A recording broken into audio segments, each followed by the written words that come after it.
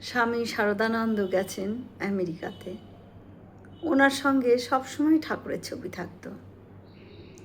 এবার নিউ ইয়র্কে একজন মহিলা তাকে দেখতে যান। স্বামী শারদানন্দের পবিত্র চরিত্রে মুগ্ধ হয়ে তিনি তার বাড়িতে তাকে নিয়ে আসেন এবং বন্ধুবান্ধবদের সঙ্গেও পরিচয় করিয়ে দেন।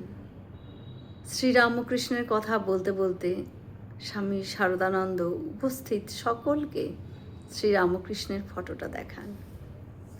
সেই মহিলাটি ফটো দেখে চমকে উঠে বললেন, একেই তো তিনি আগে স্বপ্নে দেখেছেন। শ্রীরামকৃষ্ণ একবার নিজের ছবি দেখিয়ে বলেছিলেন, কালে কালে ঘরে ঘরে এই ছবি সকলে পুজো করবে।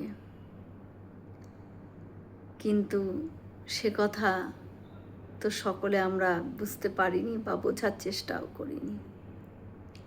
পরে ফুল দিয়ে সেই ছবিতে তিনি নিজেই পূজা করেন। একটা গানে আছে, আপনি করিলে আপনার পূজা, আপনার স্তুতি গান। জয় শ্রী রামকৃষ্ণ।